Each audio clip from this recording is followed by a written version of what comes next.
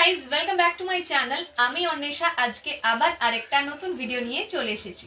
তো এই ভিডিওটাতে তোমাদের সাথে শেয়ার করব আমাদের গ্রামের কার্তিক পুজো, যেটা হচ্ছে প্রায় 200 থেকে 250 বছরের মতো পুরনো। তো চলো ভিডিও স্টার্ট করা যাক, আর ভিডিওটা স্কিপ না করে লাস্ট অবধি দেখতে থাকো। এই দেখো, সন্ধেবেলা চলে যাচ্ছি আমাদের মন্দিরে পুজোর জন্য থালা দিতে। পুজো শুরু হবে একদম সেই রাতের বেলা, আর এই সন্ধেবেলা থেকেই সবাই থালা দিতে শুরু করবে, সেই জন্য আমিও চলে এলাম। আর এসেই দেখি এখনও বেশি থালা জমা পড়েনি, একটা কি দুটো থালাই আছে। আর এদিকে আমি ভুলেই গিয়েছিলাম যে কুপন কাটতে হবে। মা আমাকে মনে করিয়ে দিল। আমাদের এখানে কুপন সিস্টেম করা হয়, কারণ কার্তিক পুজোতে এতই পুজোর থালা জমা পড়ে যে পরের দিন সমস্যা হয় থালা খুঁজে পেতে। তো এই যে দেখো, এদিকে নাম লিখে থালাতে চিটিয়ে দেওয়া হলো, আর এখানে থালাগুলো রেখে দিলাম।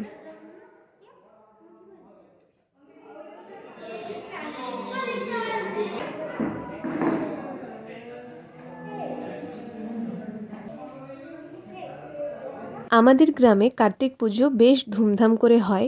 প্রথম দিন হয় পুজো, যেটা হয় একদম রাত্রের দিকে, আর তার পরের দিন দুপুরবেলা হয় খাওয়া দাওয়া, আর রাত্রিবেলা হয় অনুষ্ঠান। আমাদের এই কার্তিক পুজোতে অনেক ভিড় হয়, কারণ প্রায় সবার বাড়িতেই আত্মীয়রা আসেন বাবা কার্তিকের আশীর্বাদ নিতে আর অনুষ্ঠান দেখতে। এই যে দেখো, পুজোর থালা নামিয়ে চলে এলাম। আমাদের মন্দিরের সামনেটা অনেক সুন্দর লাইট দিয়ে সাজানো হয়েছে, আর এই যে রাস্তাটা দেখছো, এই পুরো রাস্তাটা ছাউনি করে দেওয়া হয়েছে, কারণ এই বছর আমাদের অনুষ্ঠান হবে যাত্রা, তার জন্য এখানে সামনে সবাই বসবে, সেই জন্য পুরো রাস্তাটা ছাউনি দিয়ে কভার করে দেওয়া হয়েছে। আর এই যে যেতে যেতে পুপু সোনার সাথে দেখা হয়ে গেল। পুপুর শরীরটা কয়েকদিন ধরেই ঠিকঠাক নেই, তাই ওর মন মেজাজও ভালো নেই, তাই আজ আর ওকে রাখার জন্য জোর করলাম না।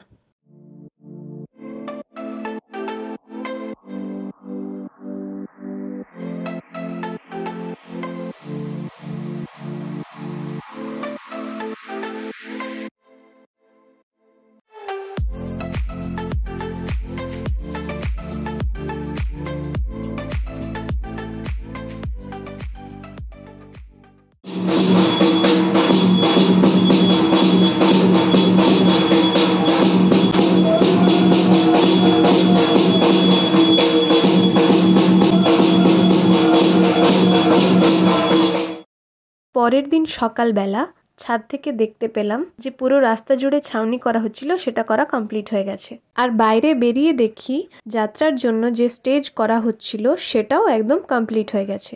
এরপর কিছুক্ষণ পরে চলে যাই মন্দিরে পুজোর থালা আনতে। যে নাম্বারগুলো দেওয়া হয়েছিল সেই অনুযায়ী থালাগুলো খুঁজে তারপর মিলিয়ে দেওয়া হচ্ছিল।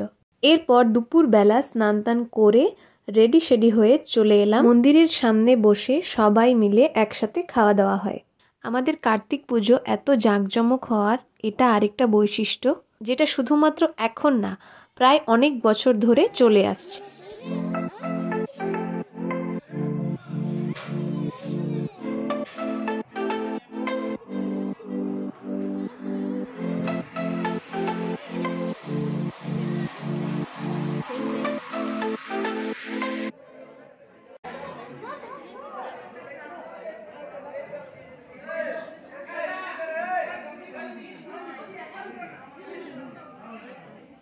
আর আজকে পুপুর শরীরটা একটু ভালো ছিল আগের থেকে, সেই জন্য মনটাও একটু খুশি খুশি ছিল, নাচও করতেছিল।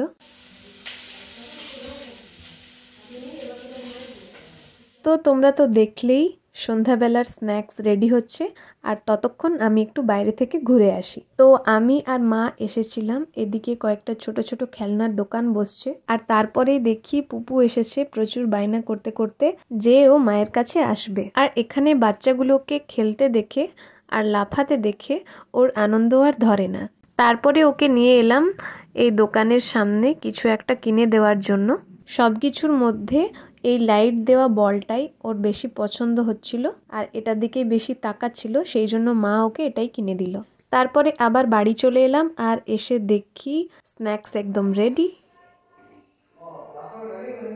তো গাইজ এখন বাজছে সময় 7টা, আর 8:30 9টার দিকে আমাদের যাত্রা হবে, যাত্রার নাম হচ্ছে সিঁদুরের সন্ধানে পাগলি বউ।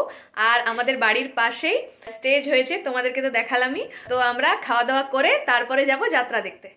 স্ন্যাক্স বললেও এটা যদি এখন খাই তাহলে আর আমি রাত্রে কিছু খেতে পারবো না, তাই এটাতেই আজকে আমার কাজ চলে যাবে।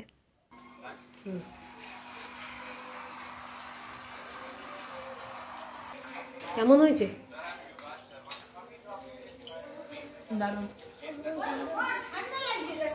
দারুণ রান্না করেছে বনু আমাদের।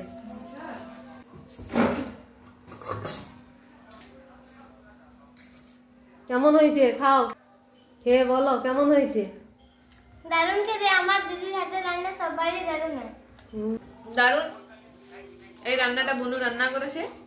এটা খেয়ে আমরা যাব যাত্রা দেখতে, আমাদের বাড়ির পাশেই একদম, তোমাদেরকে তো দেখালাম।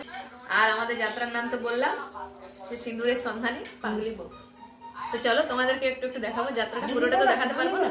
আমি এসেছি আমার বাপের বাড়িতে কি আর কার্তিক পূজা উপলক্ষে এখানে যাত্রা দেখবো, তারপর যাবো।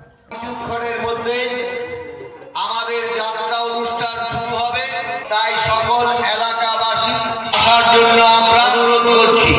আমরা বিগত বছরগুলিতে গ্রামের ছেলে মেয়েদের নিয়ে যাত্রা করেছি, কিন্তু এবছর আপনাদের কাছে নতুন উপহার দেওয়ার চেষ্টা করছি।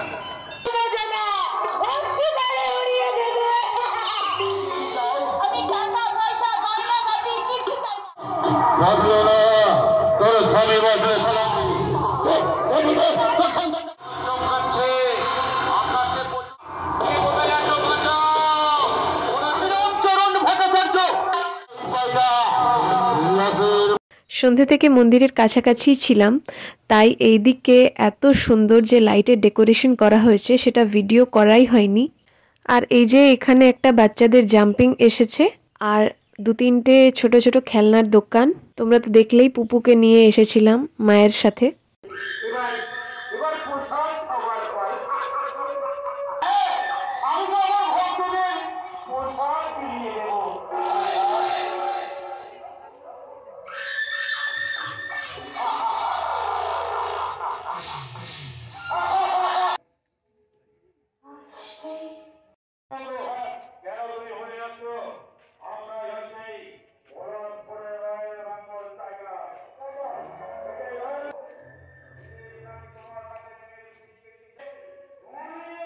সো গাইজ, ওদিকে যাত্রা হচ্ছে আর ওখানে কথা বলে তেমনি তো শুনতে পাওয়া যাবে না, তাই এদিকে একটু এলাম। আর এদিকটা পুরোটাই ফাঁকা, কারণ ওইদিকে সবাই যাত্রা দেখতে ব্যস্ত, প্রচুর ভিড় হয়েছে। আর এদিকটা ওই জন্য ফাঁকা। সোয়েটার পরে নিয়েছি কারণ প্রচুর ঠান্ডা পড়েছে আমাদের এইদিকে। দেখি কতক্ষণ যাত্রা দেখতে পারি। ব্যাকগ্রাউন্ডে আওয়াজ শুনতেই পাচ্ছ, আর আমার ভয়েসটাও ঠিকঠাক মতো আসছে কিনা বুঝতে পারছি না, তবুও ভিডিওটা করতে এলাম এদিকে। তো যাই হোক, এদিকে যাত্রা শেষ হওয়ার পর নায়ক আর নায়িকা একটা গান গাইলো, আর তারপরে চলে গেলাম দুর্গা মন্দিরে। এরপরে হবে বাবা কার্তিকের নিরঞ্জন।